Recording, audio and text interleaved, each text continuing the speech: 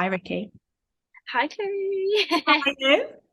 I'm good. How are you? Yeah, really good, thank you. Thank you for coming on the podcast. We were just having a bit of a chat, and yeah, you've never done a podcast before, so I'm excited. I'm excited to get Oh, I started. know. I wanted to do a podcast that resonated with and actually think would work for my audience, they'd enjoy. So you're the Yeah, first. super exciting. We've got an exclusive, so yeah, we can kind of unravel as we go, as kind of I do pretty much in every episode. But let's start with kind of you and a bit of an intro to you, if for anyone who's listening who might not have heard of you before. Perfect. Yeah. So I'm Rikki. I'm 24. Do you know, I go to these events and I'm always like the oldest one here now. It's weird. I've gone from being the youngest in like Wow. industry to now the oldest. It's strange. I'm Um, 31 and I honestly, I moved from Manchester to London, from London to Manchester, and I feel like such a grandma up Yeah, here. it's weird, isn't it? It's like there's a sudden like transition, and you're like, it's bizarre. But yeah, so I went to uni, I did all of that, did English language actually, which didn't end up using my degree. And then basically started doing TikTok during like lockdown, which I feel like is when everyone started. Had some time on my hands. I knew it was obviously taking off quickly, so just started making some beauty content on there, and then it's all kind of gone from there really. So now I do sort of beauty on TikTok, Instagram, and YouTube. But with a bit of body positivity as well. I like to mix up a little bit.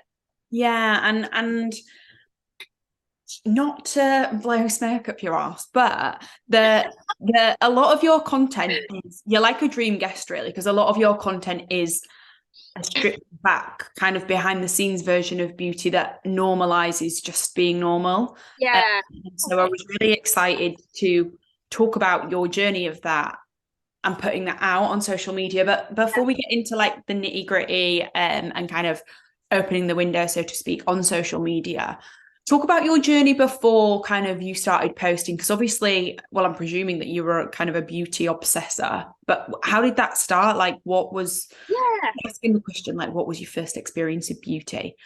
But It's where did funny. it start? Yeah, it's weird 'cause it's like I don't have like a certain point, when I started wearing makeup. Growing up, I actually lived with my grandparents and parents and aunties for a very long time. So I'm Indian and like traditionally, like I'm going way back now. You want to know? I'm Oh gonna go no, go for it, go for it. traditionally, like, when two people get married, the daughter-in-law moves in with like the in-laws. So mum moved from Coventry to where I live now, and then I live with grandparents and everything. And I was never really allowed to wear makeup growing up, which is obviously weird because I do it now. But I think culturally and stuff as well, and also just I was quite young, and I'd always loved it. I loved the idea of like doing my hair was the first thing I loved. Doing little plaits and things, and then everyone started wearing makeup at school, and I was like, oh, I really want to do that. Mum was like, you can, but like, let's just wait, like, not yet, you're too young, which I think kind of made me want to do it even more, and you're like told you can't, you're like, right now I really want to. And then I think I started wearing a little bit of makeup, maybe like year 9. The funny thing is, obviously, I do beauty, but I'm not actually that good at makeup. I almost like showing that other side of it because I know I used to love watching like beauty gurus, especially on YouTube and stuff. And I try and recreate their looks, but like they never look the same. So it's weird because obviously now that's what I do on my profile. But yeah, it's weird. There was never like a point where it was like, right, now I've got into beauty. It was like almost like a gradual process. At uni, I think is when I really started taking a liking, and like I just experimented all the time. It was just, yeah, I think that was the first time when I um was sort of, yeah, just experimenting with everything, like my fashion, makeup, which by the way my fashion sucks, it's awful. But yeah, that's when I really started. And I lived with friends, so like we used to give each other like tips on stuff. It was just, yeah, it was really fun, nice little community we had going. So yeah. That's cool. So I guess like how how has that relationship been with like your parents and your family, given that they were probably maybe not as forthcoming with you wearing makeup and stuff from a young age? I completely understand why, but like, Yeah, it's weird. Like I mean, they love it now. They're really proud of what I do. They love it. I think it was just I really took an interest quite early.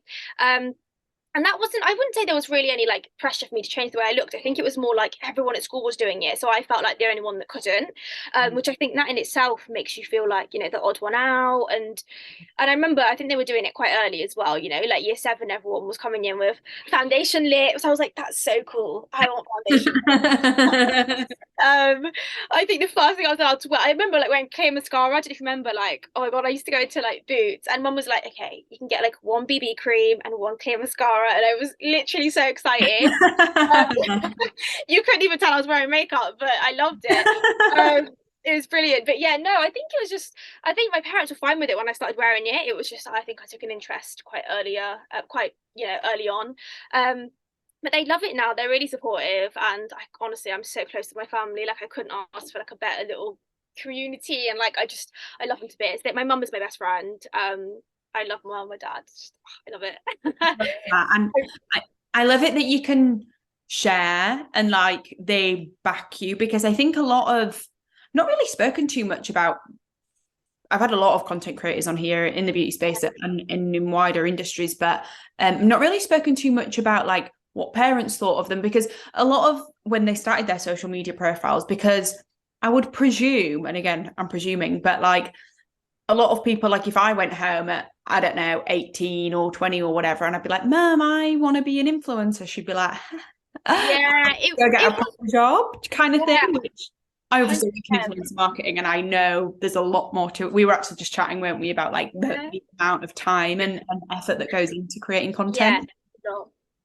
Um, It's weird. When I because I've wanted to do like social media from a very young age. I remember like when YouTube was first taking off, and I was like, I used to watch like Zoella's hauls. I'd be like, "Oh, I want to do that so badly." And again, my dad used to be like, "Look, you're too young now. Like, obviously, you're not even supposed to be on social media at your age." Like, so I was never allowed to do it. And I think again, that was like, right, I need to do it. I actually used to have a blog, a beauty blog, because I was like, okay, that way I can still sort of, you know, be creative, have fun with it, but not put my face on it. I don't think I even put my name on it for a very long time. Like it was like my little anonymous sideline that nobody knew about.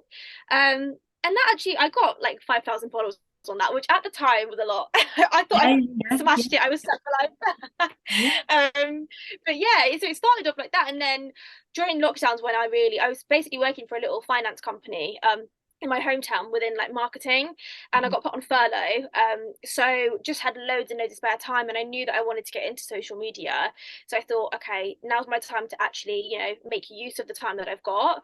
I'll be honest with you, like when I started TikTok, it didn't start off as like this body positivity thing. It wasn't.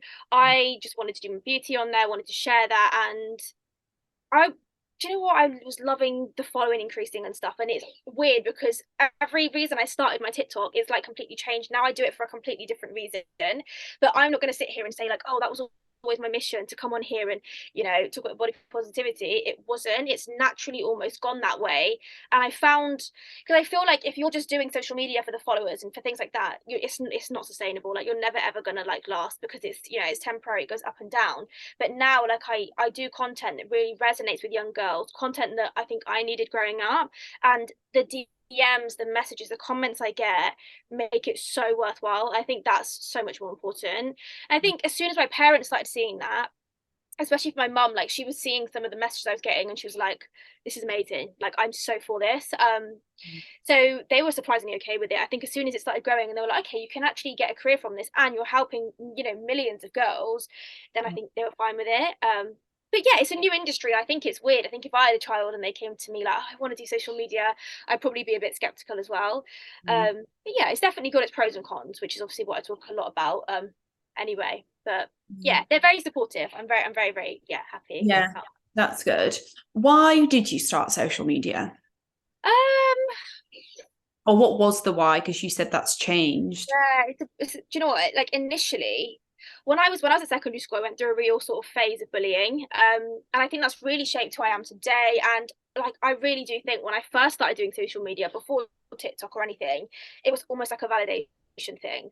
The likes made me feel good, the followers made me feel good, and I almost had to like do so much reflection, like self-reflection, and be like, this is weird. Now I've got it. It actually isn't giving me that buzz that I thought I'd get. Like I remember at uni, you know, I'd go and I would edit my pictures back then, and you know, I would never ever post myself looking horrible.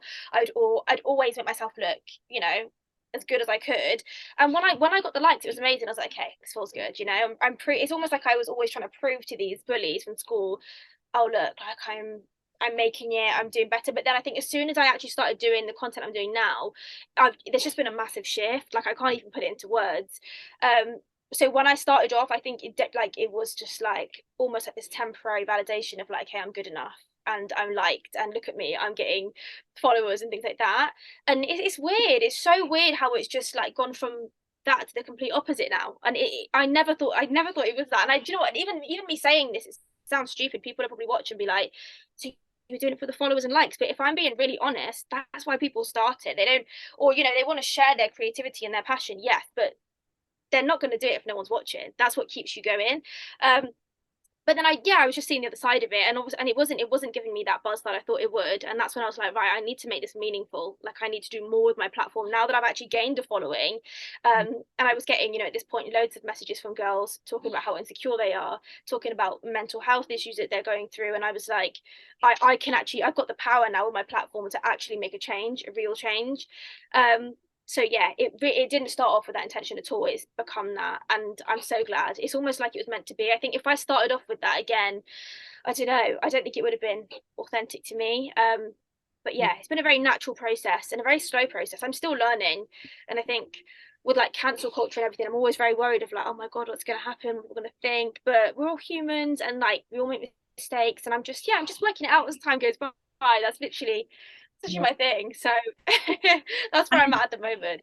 And I think that's why probably your audience are resonating with you and they're enjoying your content because I can definitely relate to a lot of it. And some of it's so Yeah, interesting, even about like the stuff which we can go into your content in a second, but like even about like having hair on your face and I don't yeah, know, showing your pores or showing your spots or whatever. It's normal and it's actually not normal to not have any of those things.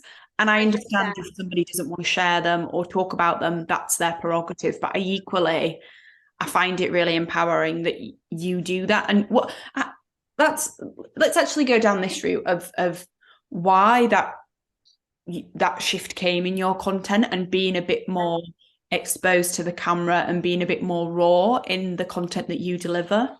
I really had to go back to my teenage years when I was doing my content. I thought, what didn't I have when I was younger? Because everyone could do beauty videos, right? Brilliant, love that. But I thought, what was missing when I was growing up? And I know there was things like my facial hair. Like I said, I'm Indian. I'm very, very hairy, and that's something that I never saw represented.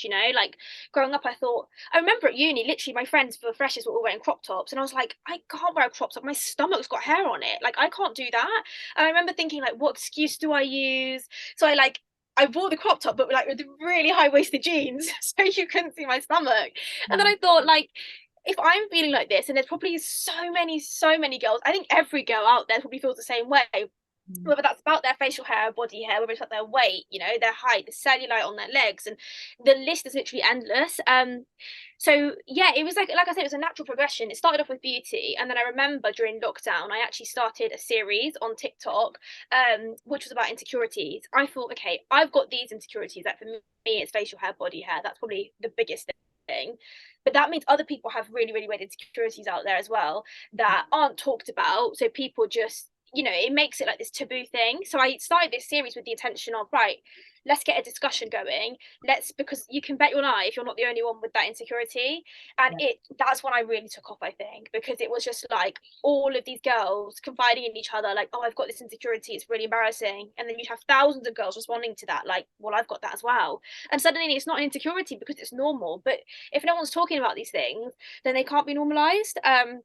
So I kind of started it with like selfish reasons. I wanted to give myself what I missed growing up, and then it just so happened to resonate with like so many girls out there, which I love. So that was very organic. And yeah, I still get DMs to this day, like honestly, I can't respond to all of them, but like I wish I could just, like share with the world, like, because some people don't want to comment them on my post. So I'll get DMs all the time about insecurities people have that they find so embarrassing. And it's like, I literally have that. No boobs are symmetrical, like, yes, it's normal to have a flat ass, like all these things. It's just crazy. Like the list is endless. But then I still wanted to do that beauty side of it. And I kind of wanted to like merge the two together because I feel like the beauty industry is amazing, right? But it's very toxic at the same time, and there's still so much work to be done. And I think definitely brands are heading that way slowly, but it's not going as, you know, quick as I think it should be. So that's why I wanted to kind of merge the two together and make this platform where we can talk about beauty. You can apply makeup, but you can also not apply makeup and still be okay with that. So yeah, somewhere in the middle. I think there is. I think we were exposed to so much of people's lives or a perception of people's lives that I find it a lot, and I call it like oh God, I'm having an identity crisis day or whatever, because I'm like, who the hell am I? Like sometimes my style's like this and sometimes it's like this. Sometimes I'm in this mood, or sometimes I want to wear full makeup, but sometimes a lot of the time I don't. Like I'm shit at hairs and I'm like, I can't fucking do my hair. Like I find it overwhelming. And then you look And online that's and fine. well, exactly. Yeah. But it's so easy to get swept up in the tide, isn't it, of So what you easy. find. So easy, yeah.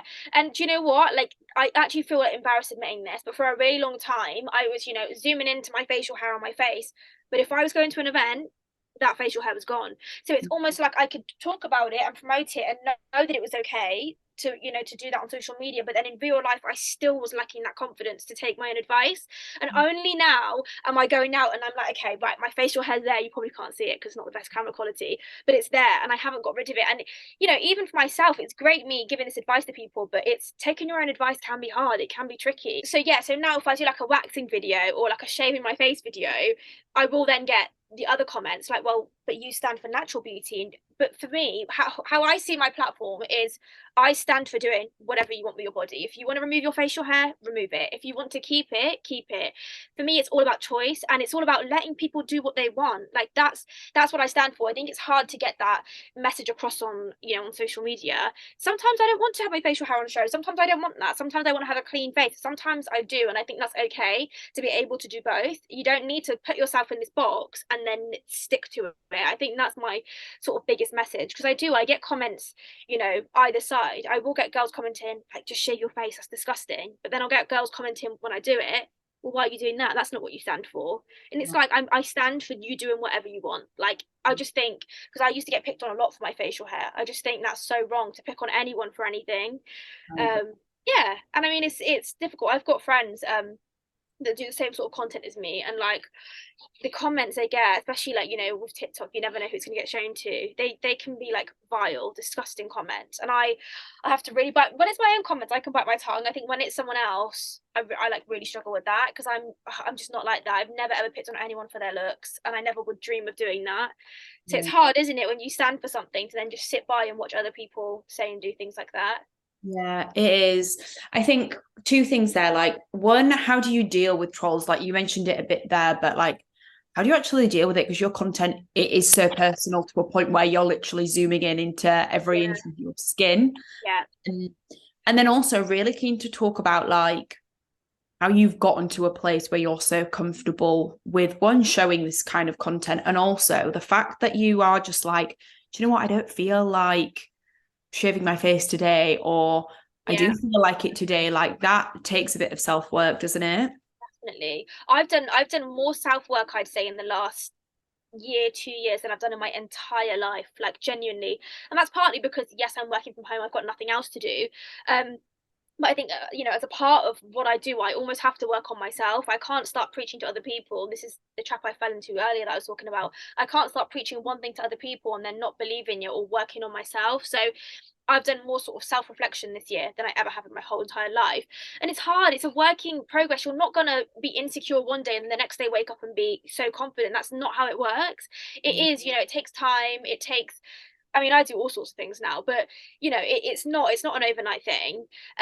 With regards to trolls, like I just honestly, it doesn't bother me anymore. Like I think you get to the point where you just have to laugh at it. Like I actually find it funny, and I am so so grateful. I do a lot of videos actually about the hate comments I get, but I get an overwhelming amount of nice comments, and they don't go unnoticed. I see them all the time, and it just, my mum always says, so my mum will read all the comments. She'll say, someone will send a hate comment, and you'll get like 100 girls underneath you like backing you. So obviously that really helps when you've got that support network. But I think I've almost proven it to myself and everyone else. You know what I mean? Like, facial hair's normal. Every single girl will tell you it's normal. So I think it's just because I've got that message out there, because those videos doing well. I don't need one person to like, you know, if one person's got something to say, that's fine, but it's normal. Every girl has it and every girl's talking about it. So yeah, it's interesting, but I just, the trolls don't really bother me anymore. It's just laughable, like at this point. I think when you get so many of them, you just learn to deal with it. Yeah. Yeah, I think so. And there's that whole thing of like if someone's being malice or mean or whatever, it's through an insecurity of them, and Yeah, it's all like you never know what someone else's day is like or what they're going definitely. through or And whatever. it's, I think it's easy to say that, but when you're actually like, because when I was getting bullied, mum and dad used to be like, yeah, but you don't know what they're going through, and I think that's a bit of bollocks. Like, you know, they're just trying to be mean. Like, I didn't believe any of it, but I think honestly, like growing up, I now see that everyone has shit going on in their life. Everyone. And Yeah. if you haven't previously gone through that, or you're not going through it now, you will. Like everyone's going to go through something at some point. So it's just, yeah, you're right. It's just being mindful about that and knowing, okay, this person's either doing it for likes because it makes them feel good, or maybe they want to deflect from them. Like whatever it is, you know, there's a reason that they're behaving like that. But it's even, you know, like it's that, I think that translates into real life. I'm on the tubes and I'll like smile at everyone, and I think that's just because I'll be honest, like the past year I've struggled a little bit with my own mental health, and I just feel like, you know, that smile could just change someone's day. It sounds stupid, but it can. So, and you know, if someone like gives you a dirty look, I used to be like, bitch. Now I'm like, okay, but they could be going through shit, and they probably are going through shit, and if not, they will be going through shit. So it's just, yeah, it's just being very mindful, knowing that like everyone's going through, you know, their own stuff. I think there's no one that's going to be, you know, not insecure about anything. So yeah, you're right. It's putting it into perspective, isn't it, at the end of the day, and knowing that everyone has their own little thing, so you can't take it to heart. Yeah, definitely. Why beauty? Why? I know we talked about like your journey of it, but like why Yeah. for you was beauty the option that you decided to create content? Yeah, that's a good question. For me, it was like never going to be fashion or anything. Like I really, really cannot do fashion. I in my pajamas 24/7. Um, so for me, beauty, like well, like I said, when I was growing up, like I did love makeup, but I'd go into the shops and I would see three foundations. You'd see light, medium, dark. Yeah. None of those would suit me. I'm being an Indian girl, and I've got loads of like, you know, friends that have deeper skin tones, even the ones that have fair skin tones. There would never be a match for them. I think that's where it probably started, because I was like, okay, there's a real gap in the market here, and obviously now we've got brands like Fenty Beauty, we've got like Revolution, like all these brands that have so many different shades. But like I said, growing up, that wasn't a thing. Um, I think I think for me, I've always been into like adverts. It sounds weird, but I've always been into like marketing. So I watch TV ads, and I always talk about that famous like razor ad where they're shaving a leg, but there's no hair on it anyway. Yeah. Um, so how good your product? I can't see it. I can't see what it's doing. I can't see how effective it is. It's almost like it's too taboo or too weird to show like hair on your leg, or you know, people talk about an acne product and then the person they're showing's got like flawless skin and no acne. It just doesn't make sense. So I think that's when I was really like this there's like no logic to this anyway. Like your adverts are there, but you're not actually really promoting anything. You're just, you know, showing your product, but we can't see the results. So I think that combined with the sort of growing up and the lack of diversity, putting them two together, I was like, there's a real gap here where like I think we really need to all, it's not something that, you know, you've got certain brands that are doing things like that, and you know, like for example, Dove. I love Dove. I've always loved Dove. They're so real with their content. Inky List's another one. Revolution. Like there's a few that are kind of, I feel like, leading the way a little bit, and brands are now becoming, you know, more inclusive and stuff. But it's just, I feel like we're way behind where we should be. Do you know what There's, I mean? Yeah, yeah, yeah, and I think makeup is very different to skincare in my experience. yeah, But there are still brands who are very, very perfected and very heavily edited. Like I obviously look at beauty brands and research all the time, as you probably will more yeah, so than me. But I'm very, don't wear a lot of makeup, quite pared back. Like I don't have dye in my hair. Like I'm very yeah, natural. And so I don't go looking for brands that don't suit me. And they obviously don't come to me with like paid ads or whatever. yeah, I do like look sometimes and I'm like, how like why is everything pink and over the yeah, top? And yeah, I get it, but then there's obviously still that audience. yes. And I think for a long time I couldn't get my head around it. But a bit like what you were saying, is it okay to edit your pictures? I don't know if I'm comfortable with saying it is, because I think it Yeah, I think insecurity or creates insecurity, but there's still a lot of it out there. no, there's no right or wrong. And the same, you know what I was saying earlier about the shape of my face and people saying you either can or can't.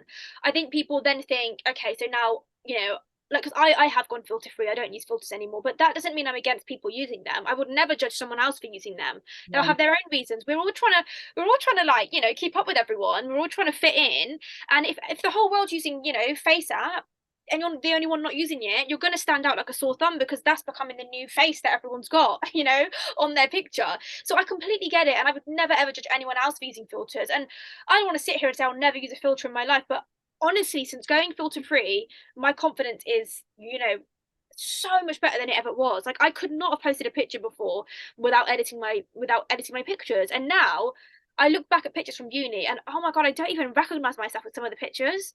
Like, I saw a picture the other day and I just couldn't believe it. Like, it's actually funny. Like, I don't even know. It was like my face was cut from here. I'd honestly tried to like get rid of my double chin or something, but it looked stupid. I can't believe I even ever posted that. So it's just funny, isn't it? But like, I would never judge anyone else for doing that. I think this is the thing. See things so black and white, and there's always that grey area. We always need to, I would never judge anyone for that. But for me, all I can say is, since ditching the filter, like, it's made me so much more confident. Yeah. What I would also say on that point is, I film all my videos in the TikTok app. I don't use the beauty mode or anything, but I still think these social media sites, they do still blur your face to some extent. Which is why I'll film in the TikTok app. I'll go into my camera and I'll be like, oh God, you can see everything. Like, you really can see. So I think it's also just being transparent in that aspect as well. Because when I do zoom into my face, I'll use the back camera. But when it's on the front camera and I've got my amazing lighting, I mean, is that any different from using a filter? I don't know. So yeah, there's very fine lines, isn't there? And it's difficult. And I think you're right, with a lot of beauty brands, they are still using filters and stuff in their ads. There's one brand in particular which I won't name, and their products are amazing.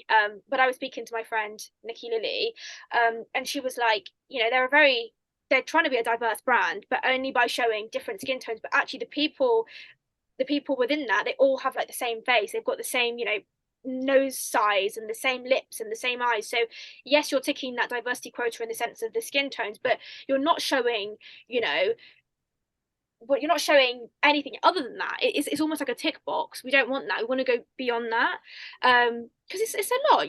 Like, I see loads of people now, like, surgery and stuff, and I've got no opinions on that. I think, let people do what they want to do, but I feel like people are almost being pushed into a corner having to do that, especially when brands are using like a carbon copy of the same face. And yeah, it's a lot. I think brands have a lot of work to do, but Yeah. hopefully we're getting there. I feel like we are making changes, and it's just slow, but we are getting there.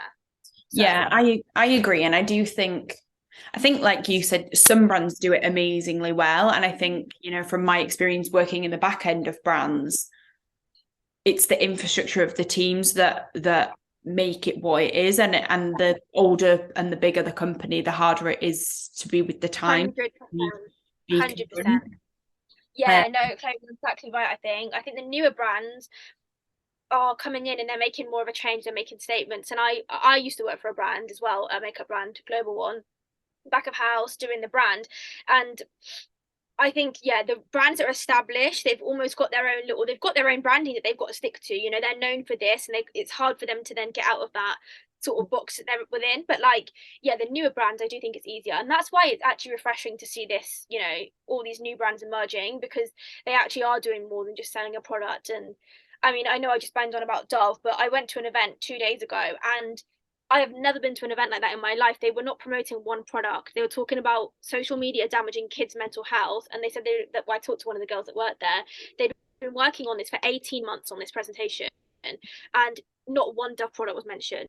Not one goodie bag was given with their products. It was just literally, that's a brand that's doing more, and they always have, because I was doing projects before doing TikTok, way before, and they used to do these little ads, and they're amazing. Like, if you guys haven't watched the Dove ads, you need to watch them. It sounds like I'm sponsored by like Dove right now, doesn't it? It's funny actually, because they're a bit of a hidden gem, Dove, aren't they? Because I in fact, I haven't looked at them for a while actually, but I used to, when I worked in the industry, I used to hold them in such high regard for all of their outputs that they did, and the way they communicated and their messaging I thought was really strong. And it's actually they are a bit of an underdog. You wouldn't think of them as a go-to kind of light bulb moment in the industry. Yeah, 100%. They've even, I don't know if you've seen I don't know what the filter's called on TikTok. It's the bold glamour. It's the one where it's literally like a face app on TikTok. So they actually started a petition to try and basically ban it. So they're really like forward thinking, and that's a brand that genuinely aligns with my own personal brand, you know, because my TikTok is my brand and I've got my things that I try and do, and they've always tried to do that. So that's just why I'm so passionate about those sort of brands that like are ahead of the times, I feel like. Yeah. But yeah, no, you're right, they're definitely an underdog, but they're just, I just love them. Yeah. I've really got a little, they're just and the team, do you know what, they actually genuinely all want the same thing as well, so it's brilliant. They're a Yeah. great brand. Yeah. I love that. Um, how or when did you notice that your following started to grow? Because you've got a bloody substantial audience. Thank you. I would say probably, oh God, I get mixed up. You know, the like COVID years, the lockdown years, they all merge into one for me. Yeah. Was it 2020 or 2021? It was Christmas of one of those years, and it basically just shot up from like 100,000. So getting to 100,000 on TikTok was like quite a slow and steady process. I wasn't doing any body positivity stuff at this point. I was just doing makeup hacks. And then I got to the point where I was like, okay, I want to do now more with my platform. And I almost had built my confidence up to do enough with my platform as well, because I don't think I could have gone on there and straight away showed my facial hair. I wasn't at that point then, where I felt confident enough to do that.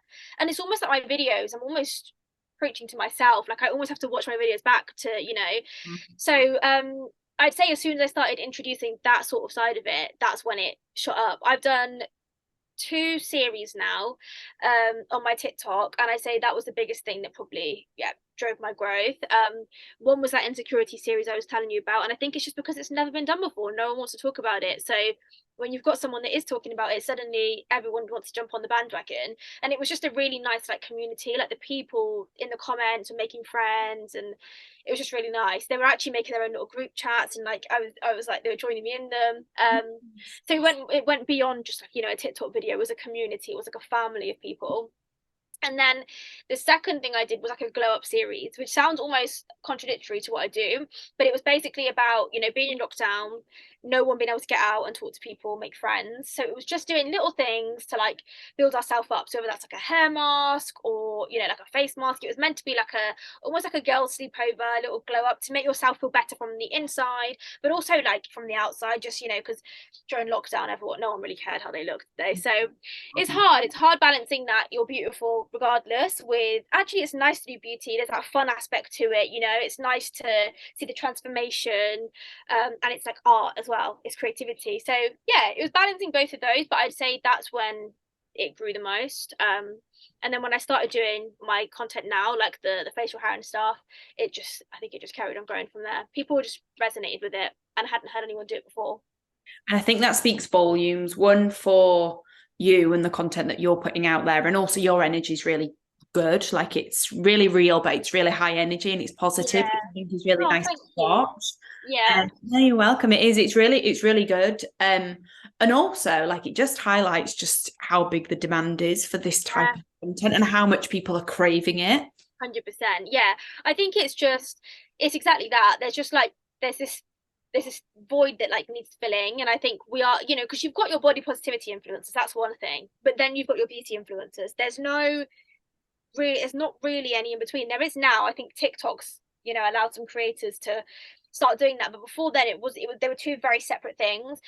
There was like fashion and body positivity, you know, you got a lot of like plus size people and things like that, but there was never really much on the beauty side of things. So I think that's why I just noticed that gap more. Because I think beauty, there, you know, there's so much pressure as well, isn't there, with beauty. I'd say even more so than fashion. Like for me, I know like my face had to always look immaculate when I was going to uni and stuff. So yeah, I think it's just people resonated with it, and it was just, yeah, it's they didn't realize they were missing it until they saw it, and they were like, okay, this is what I need. But I know growing up that's what I wanted, so that's why I started doing it. I think it's refreshing because I think I'm speaking for myself here, but I feel like I've spoken to a lot of my friends about it, and like the pressure on looking perfect or looking to a certain level is at an all-time high. So when you get someone like you who comes in who says, actually, I can look amazing and I can look perfect and I can, or like my version of perfect, and I can look like this, but I can also look like this. Yeah. And like you were saying, both is okay. Yes, because I think again it's that all or nothing thing, right? You've got people that will only show themselves when they're looking, their worst, which I don't really like that term, but it's like these extremes that people work in, and I want to show people you can do both. Like there's no wrong or right. Like, but I think to make an impact on social media, you often need to like be really out there and extravagant, which is why people end up just like not showing that middle part of it, which I think is so important, because realistically there's times when I don't feel 100% confident, and I want to like have my threading done, I want to have my waxing done, or whatever, I've got spots on my face and I want to cover it up. There will be times when that happens. That's okay, that's normal. Like that's a human thing. Comparison is like, it's rife, it's so normal to do that. So I think it's just, my main thing is making people aware, like with the filters thing I did, because I don't know if you saw that trend that went around where people were showing the edited version of their face and the non-edited version. Yeah. So I actually started that trend, and that was never to like really bash people that used it, but I had always grown up thinking that, like, I was always wondering why don't I look like that? And I never, at that point, I never knew that wasn't like an editing tool, and neither did anyone else. Now people are aware of it because of that trend. So I think as long as people are aware of it, that's really all that matters. I'm not asking people to stop using filters. I just want, for young kids that really can't tell that difference between an edited and unedited picture, I want them to become more aware of that, because, it's a real problem. And I think it's only getting worse, as generations go on, as kids have phones when they're younger, like this problem isn't going away. It's going to get worse unless you have people making a change. So Yeah. yeah, but it's difficult. It takes more than one person to do that, and like I said, there are a lot of creators now coming out that do some amazing work, but it takes, you need the majority of people to be on board with it for it to actually, make a difference. Yeah, defo. What is your relationship like with social media? I have a real love-hate relationship with it. I guess like anyone, like obviously it's great for like, connecting with people, and obviously I built a community on there, and I know I've seen firsthand how it can really help people. But I have to like set limits with myself as well. Like now I don't really reply to DMs, I'll be honest. Because I think as well with the content I do, I get quite a vulnerable audience sometimes, so it's hard. I can't then be that person that's always messaging them. Like almost they need to figure that out for themselves, which sounds awful. And my mum's always like, "Oh, but you need to like respond to everyone." But it's hard. Like I'm not a therapist. I'm not, a professional. I'm just someone that's sharing a message. It's definitely got good points and bad points. I think too much of anything is never a good thing. Like it's all about balance, right? So as long as you've got a balance, as long as you're not on your phone 24/7, I don't see the issue with it. But I've really had to set boundaries with myself, because it's easy to become just, glued to your phone 24/7, which isn't ever a good thing, I don't think. Those boundaries in that, do you mean like coming off of your phone a little bit? Because I'm struggling with it at the minute, and I noticed the day after I have been on my phone a lot, and a massive difference between that and the day after I haven't been on my phone a lot. My head's so much fuller and noisier when I have been on my phone the day prior to what it is when I haven't. 100%. I think, yeah, definitely setting boundaries is in, not going on your phone or having a no phone day. I've got a friend that literally on Sundays is like, that's my no phone day. You're not going to get a message from me. Like, just don't even bother. She'll literally lock her phone away, which I think is brilliant, because realistically nowadays, like, you can't, it's so hard to not have a phone or to not use your phone. It's easier said than done, right? Like everyone uses it.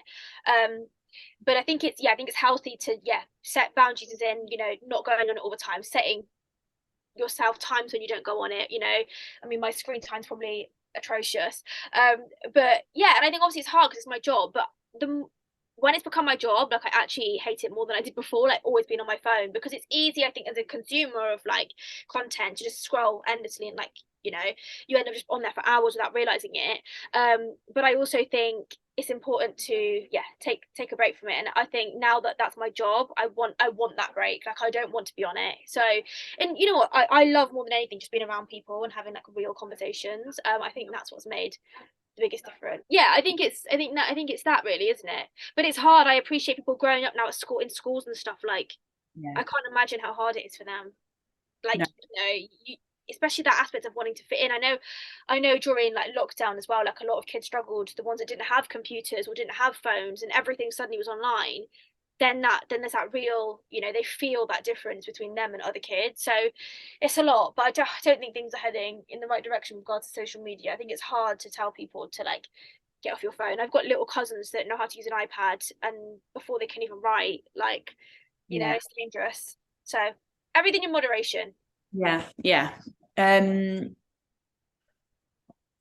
regards to bodies, you say, and I find it really interesting because just different. I've not met a woman yet who doesn't have an issue with her body in some way, shape, or form, whether she's too small or too big or too wide or too tall or whatever.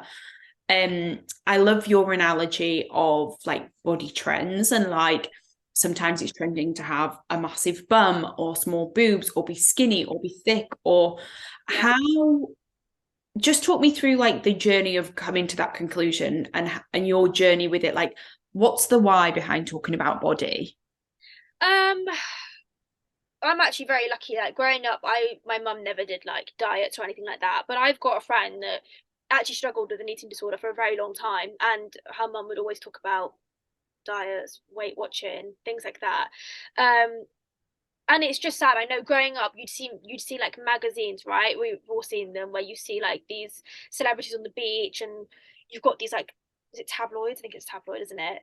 Just cussing them and saying all these horrible things about them. And I just remember growing up, and skinny. The skinnier the better. Like you want to look like you're just bones. Like that was just perfect. And I actually never really saw the attraction to that, thank goodness. But like, again, it's that whole thing of extremes, isn't it? It's like it wasn't okay to just be like slim. You've got to be so skinny that you can see like every single bone in your body. It then went from that to like suddenly, the Kardashians came around and that's it. No, like, you want to have meat here and meat there. You want to have like a big bum, big boobs. Like, I just noticed that the trends are changing. And again, it was with like, for me, my eyebrows, right? It started off with my eyebrows. I had really bushy eyebrows. It wasn't trending. You want to get them threaded, and suddenly then it's thick, bushy eyebrows are like back in. Okay, well, now I've just like plucked all mine off. They're not going to just grow back like that. And Yeah. I think you can just translate that to anything. So like I said, with bodies, they always come in and out of fashion, and like 1 minute this is in fashion, 1 minute that's in fashion. So you can't go by that. You've got to do whatever's best for you, and you just got to make sure that you're like healthy and fit at the end of the day. I think that's so important. Because if you are like chasing trends, you're never going to be happy. When you reach one, another one will come out. Like that is just the way it works. And brands profit off of that. Like I'll be real, like, you know, even the media, like if they're making you like chase this thing that you haven't got, well, they're going to somehow make money from that. So I think again it's just awareness, isn't it? But I love watching like little TED talks and things. So I've seen loads of people do stuff like that on there, and I think it's just really fascinating. But yeah, I don't think that's going to ever change. I think now that sort of big bum, slim waist in fashion, and in 10 years it will be something completely different. Like, mark my words.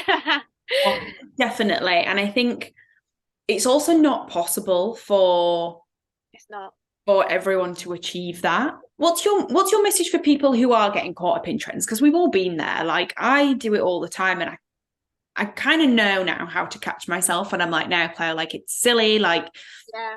you're fine as you are. Like you're good enough. It's okay. But I've gone through it's taken me a long time to get to this place of not comparing myself to everything I see or Yeah. trying to be skinny because of a trend, for example. Like, what's your message or advice to someone who is like, because I think I love social media and I've said it 100 times on this podcast. I started this whole thing was probably, if I'm being honest, through insecurity and through watching Yeah. social media and hating it. And I was like, I don't look like anyone on there. Like it's vile. Yeah. And then I'd like, you're like slagging people off in my head because I thought they looked better than me. And it was Yeah. all, and then like through this whole journey of Scenes of Beauty, I've really flipped it. And I love social media, but I've learned so much about it. And I've talked to a lot more creators about the whys of Yeah. what they do and blah, blah, blah.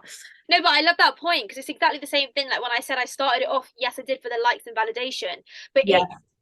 it that completely like just shows, doesn't it? It's almost like that was almost like a blessing in disguise that I started it with that intention, because you're not telling me anyone posts a nice picture of themselves just for a memory on Instagram. Otherwise you'd have a fake account where no one's following it. People do, they get that like dopamine hit from getting the likes and followers from it. But like what I love about that point is, let me tell you, I was desperately trying to hit this 1 million mark on TikTok. I couldn't wait. I hit it. Did anything change? No. In fact, I was so disappointed. I thought, why am I not feeling better? Like I should be feeling so excited. Where's the like, I want to feel this buzz, and it didn't happen. And then 2 million, same thing. Like there's no number that's going to give you that satisfaction. And there's even like, let's say you want your body to look like this, you'll get it like that. You still won't ever be happy with it. Like I'm telling you, like you could have the most stereotypically perfect face, and there'll be something else that you want to change. There will be. That's just, I think, how we're wired. So I think it's just getting to a point where you're content, and then working with that, and just being really happy with it, which I know is so much easier said than done. Yeah. I think awareness is the biggest thing. Like, if you're aware that actually celebrities or Instagram models have the money to get surgery, that they can just change their body like that, or they can get personal trainers, and they're not working, they're not going to school, they're not going to uni, they can spend all day, every day training. Um, you're otherwise trying to like compete with someone, or like reach an expectation that's just not it's not possible. So I think it's just important to know that, like, I've seen pictures of people, and one day their body looks like this, and the second day in a magazine it looks like this. That's not realistic overnight. These people have money, they have people working for them that can do whatever they want. So if you're just constantly chasing something, you're never ever going to be happy. Like, at the end of the day, I think that's what it is. And I've seen that myself. Like, I'll change one thing. Obviously I've not had any surgery done, but like, I've always wanted like bigger lips, but then you sort that out. So like, I'll overline my lips, and then suddenly my nose looks wonky, and then I'm like, okay, let me contour my nose, and then suddenly it's like, oh, this is the problem. My eyes are too big. Oh, my under eyes, like, I've got sunken eyes. Maybe I can get under eye filler. Like, that's never going to stop. Do you know what I mean? Again, you're just chasing something that's just so unrealistic. But I appreciate that's so much easier said than done, and I know, like, when you're in the thick of it, it's so hard to get out of that. I think it's just patience. And I do think as you get older, you learn to just be a bit more accepting of everybody. Not always, but I think as a teenager, you're going through changes, and that's probably the time when you're most insecure, and you're surrounded by people, and you're comparing yourself to them. So I think time as well, like, time's a healer. And as you grow up, hopefully you just start to become more accepting of it. I've spoken to so many people in their 30s and 40s that are like, for the first time, I'm okay with how I look. So yeah, it's just knowing that. I think awareness is the most important thing. Yeah, I think so. And I think self-love. So you said like you spent the past year kind of really focusing on self-love. Just take us through that journey and like some of the things you do or that you find really helpful that have enhanced your like self-confidence or just liking yourself a bit more. Yeah, for me, I think rather than self-love, it's been more of like a mental thing. Like, I used to be quite competitive in a not very nice way. Like, not even competitive when it comes to sports or stuff like that, but I'd almost want to do better than everyone. Again, I think this stems from the bullying. I think that's where it all sort of stems from. It's like this desire to like prove everyone wrong. Mm. Um, so I need to look at myself and be like, well, that's not healthy. Like, I almost want to do better than people that I don't even know, that could be the most lovely people. And that extended to like looks as well. Like you said, when you'd be like seeing someone that you thought looked, perfect, and in your head you'd be like, oh, she looks like this, she looks like that. I think that's a very like natural human thing to do. And I'd be bitter about it. I'd see a pretty girl, I think, I'd Yeah. like convince myself she's not pretty, she's got this wrong with her, that Yeah. wrong with her. That's someone that's not secure in themselves. So I think before you start doing that and coming for other people, you've got to learn to like actually just accept yourself. And I think that's the hardest part, isn't it? But totally resonate with you on that point, because that's exactly what I was like. So almost just reflecting on not the bad points of me, because I feel like there are no bad points, right? You can there's unhelpful things and there's helpful things. There's no characteristics that are like bad.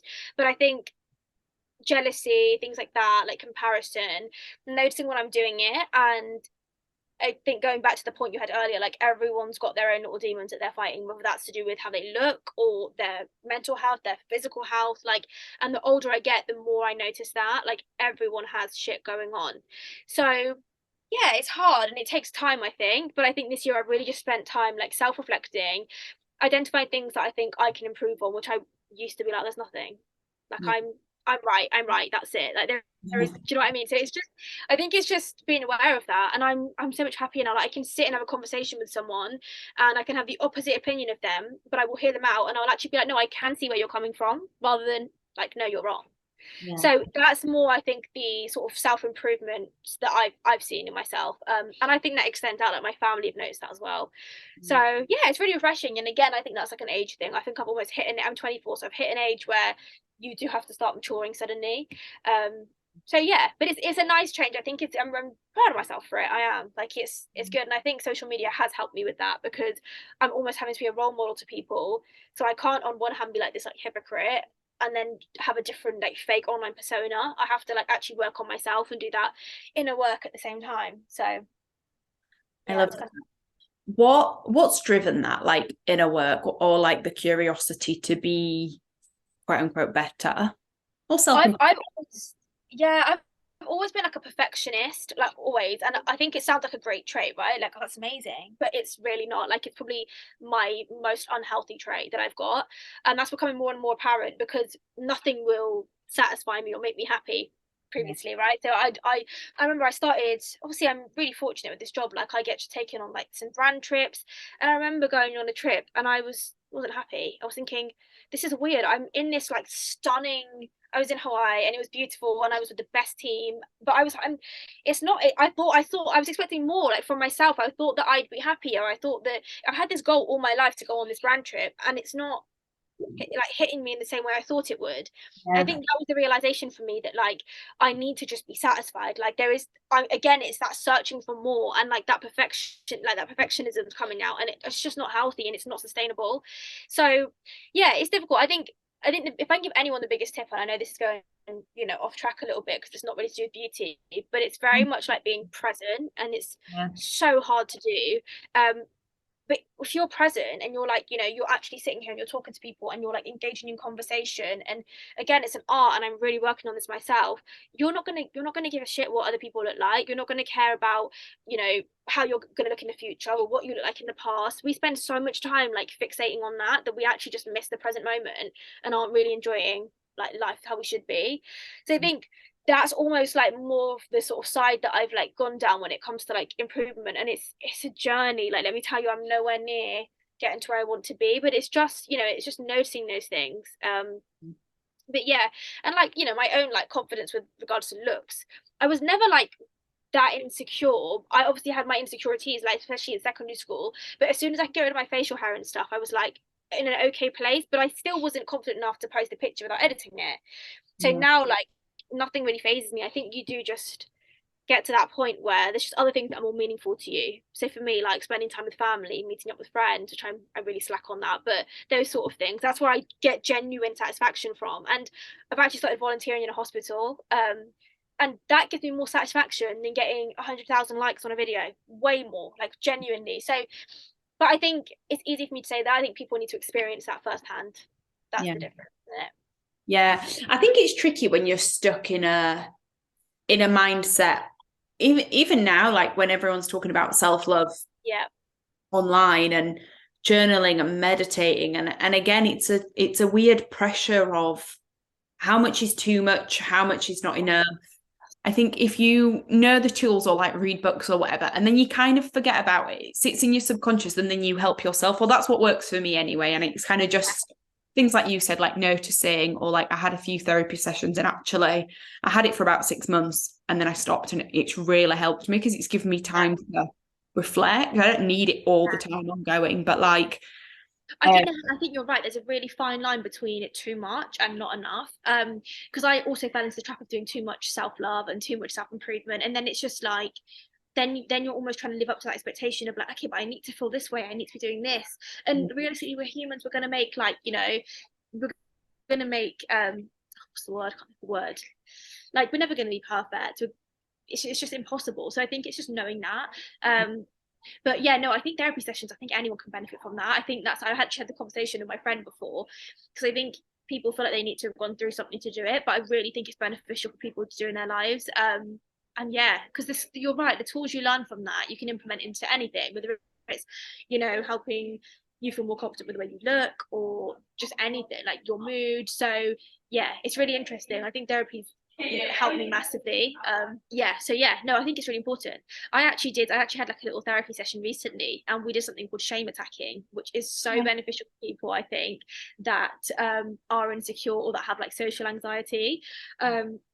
We went to Westfields, and I had to do like really embarrassing tasks, like really, really embarrassing tasks. And it's so funny because I was shaking, I was sweating, I was like, I can't do this, I can't do this. And by the end of it, you're like, people really don't care about you. Like, they don't care what you look like, they don't care what you say, how you act. It's all in your own head. Like, people, we become so aware of like, how do we seem, what are people thinking, are they judging me? No one gives a shit. Everyone cares about themselves, and that's it. Like, we're very selfish people. And I think that just really highlighted that to me. I had to go into like this watch shop, and there was like no watch cheaper than like £10,000, and I was like, this is not my budget. Like, I need a £10 watch. If you got anything for that? And it's like so embarrassing. Like, and she was like actually really nice about it. She's like, there's a store like over there. And I was like, in your head, you think they're gonna like judge you and be like, oh, why are Yeah. you here? Um, we had to like go and put like makeup all over my face, and I had to go into like a Gucci store. It was like the most ridiculous makeup smeared on my face, and I had to like, oh, it was just so embarrassing. Like, I was in this high-end Gucci store with like makeup smothered on my face, and they don't judge. That's a thing. Like, we're just so scared, aren't we, of what other people are thinking? And people probably aren't thinking about us at all. I think that's just what it highlights. So a lot of it is in our own minds, but I think it's hard. It's so easy to say that, and it's so hard to believe it. But that's something that happens with time. I feel like it's just practice.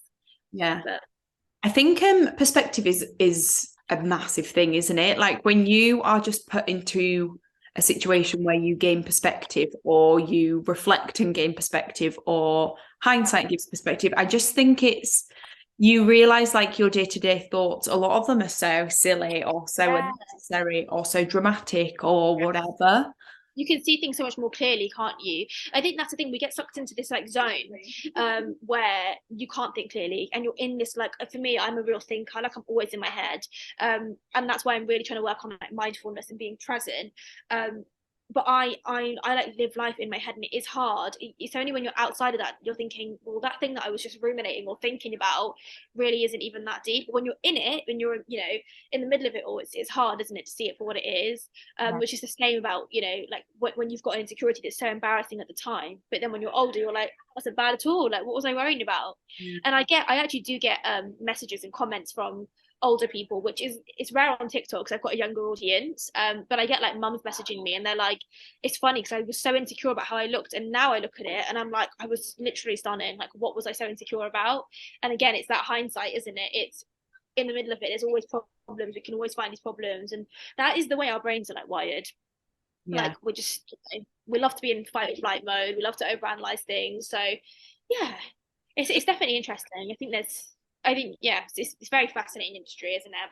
I love talking about mental health. I'm very like passionate about it. I think I'd love to go down that avenue some more. I would really like to work with some charities and things as well. I think Yeah. it's a problem that's getting worse, isn't it? Like, anxiety's on the rise, depression's on the rise. So yeah, and I think it all ties in. Like, we talked about social media, we talked about beauty, and mental health, and they're all interlinked. Yeah. So very important discussions.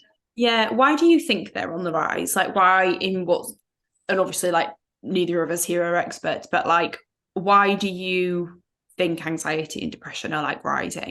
I really don't think social media helps with that. I'll be honest. There's no getting away from it. So, like, for example, when I was getting bullied at school, it was shit while I was at school, but I could come home and get away from that.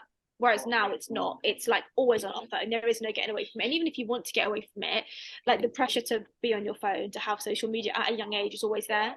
Um, we just don't deal well, I think, with discomfort. Like, as the whole generation, we just don't. And I think it's because we get everything on a plate. Like, if we want to search something, we've got it on our phone. If we want to eat something, we can order it on Uber Eats. Like, we're not used to go like handling any pain whatsoever. I'm at home freezing all the time, and I just get a hot water bottle, I put the heating on. Like, that's not how we were designed. But I think it's become too easy. So I think now any form of discomfort just sends us into like this spiral, and I'm very guilty of that as well. So I Yeah. think it's a mixture of things that causes that, but I think social media definitely has like a massive impact, and yeah, just our discomfort levels in general don't help. Yeah. Yeah, I hear that.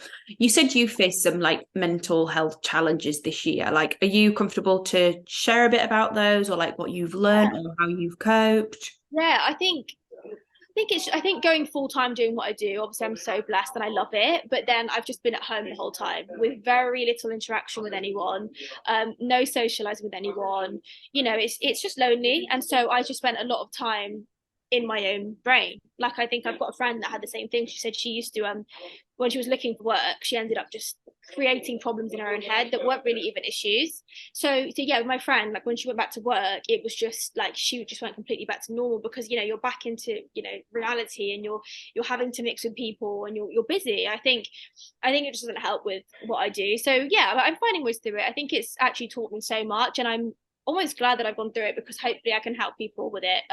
So yeah, and I think it's sad, isn't it? Like, I get messages all the time from people with what they're going through. So Yeah. it's just, I think everyone will go through something in their life regardless of what it is, and I think it's just, yeah, it's learning from that, and it's difficult though, like you said, when you're in the middle of it all. But yeah, I think just working from home really hasn't helped me. I think it's the same with like people in lockdown when they were just always at home, and it people's mental health went, really downhill. So it's Yeah. that. What is kind of working for you when you're like trying to um build on feeling isolated? Because I feel it a lot. And I think again with social media, because you kind of live vicariously through other people through your phone, don't you? A lot of the time. Or for you, like working from home, or like a lot of people working from home. Yeah. It is sometimes like I sometimes plan to have days on my own, and then I have like day two on my own, and I'm like, God, I'm so like not seeing anyone, if not being Uh, around anyone, it's a bit too yeah, much. yeah. How have you started to like work on that? So this is like a very recent thing for me. I've only really identified it as an issue like recently. But for example, today I was telling you, wasn't I, Chloe? I went to the museum on my own. Like I don't do things like that. That's really pushing me outside my comfort zone. But I was in London. I thought, okay, I'm gonna get myself busy, get myself out the house. So I went to Science Museum and I went to the V&A Museum. Just doing anything that gets me out the house, whether that's going and working in a cafe instead of at home, or doing day trips like this. I also, like I said, I do now volunteer, which I love because it's just getting me out the house, and it's I'm in a hospital, so everyone's ill, down, and I can go there and be that sort of person that sort of lifts their mood up, which I find that really, really rewarding. And it's weird because, like I said, before doing any of this, I never thought I was that type of person that would find that rewarding. I was very like career driven. I just wanted to do well in my job, but like I didn't really have that desire to help people. But through social media, while that's happened, I'm like, okay, I love this. Like helping people is so much more rewarding for me than anything else. And that ties in with the volunteering, and I love it. If people have time to volunteer, if you're working from home or you've not got a job, I highly recommend it. I love it so much. It's a highlight. Like without kind of stating the obvious, and obviously it helps people, and it whatever, selfishly it's also meant to improve your mental health, and like I can't remember, it's meant to like improve your like positive output and stuff, isn't it, to like, and even if it's not volunteering but helping others in some way, like acts of service. Yeah, it's just being selfless. And I think it's easy. Like I said, I think as humans, we're very selfish. Like we don't think we are, but we're self conscious about the way we look. It's all about us. And I think it's nice to actually just genuinely like have to. If someone's lying in a hospital bed and they're really ill, I can't sit there thinking, oh, but how do I look? Like they don't care. They just want their tea or their coffee or So it's just. And last week I actually went and I was speaking to some people in one of the wards, and it was just like they were like, because obviously, so with nurses, they're just obviously so overworked at the moment. They haven't got time to sit there and talk to people. So that's why they've brought out this new volunteer role, so we can go and sort of offer that. And it's so nice. Like their face is just lit up.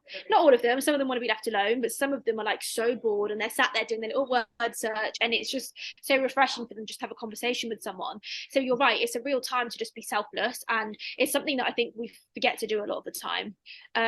My parents have always been like hot on giving to charity and stuff, but it's different. That's one thing that's great, but it's different actually physically being there and just being someone there to listen to their problems or to distract them from their problems. So yeah, it's rewarding for me, but it's also you're doing something for them as well. Yeah, definitely. One thing, just taking the conversation back to beauty, one thing we didn't really touch on, I guess we did a little bit, but was like diversity and representation within the beauty space. And I think more so question back to you on how you feel about it. I think there's a lot of conversation about it at the minute, but again, still a lot of work to do. Yeah. What's kind of your version of it or your interpretation of it? So I think diversity is a really difficult one. Obviously, you've got your obvious one with beauty, which is like, skin tone ranges and things like that, which I think now brands, I mean, I don't know if there are any brands that do 3 shades anymore. People Yeah. are really, extending their shade ranges, which is so amazing. Because I know, I used to have friends that like, had deep skin tones and there would be nothing to match them. They'd have to mix 3 foundations and a bit of red, like the red color correct things, and there would never be a shade for them. And then I have friends that were like wear foundations that were like orange on their skin. So there's always been that issue, but I think now there's so much to choose from, and I'm so happy about that. They've got different undertones and everything, like, which is incredible. But I think diversity goes like beyond that. when I used to work for that beauty brand that I was talking about, we actually launched a mascara.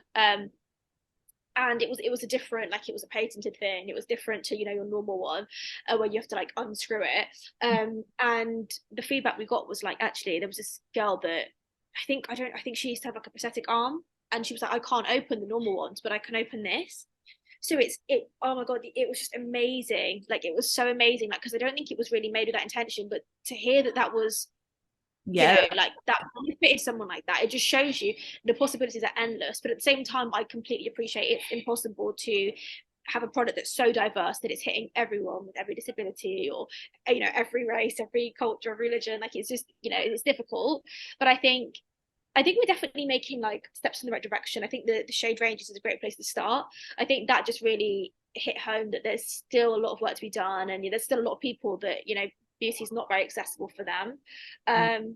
So yeah, just little things like that. I was even at the museum today, like I was reading something, and then they had like they had it written in like braille, and I was like, there's not really like any beauty products that have that or anything. So it just makes you think, doesn't it? Unless you're obviously in that situation, you wouldn't realize that there's a sort of need for it.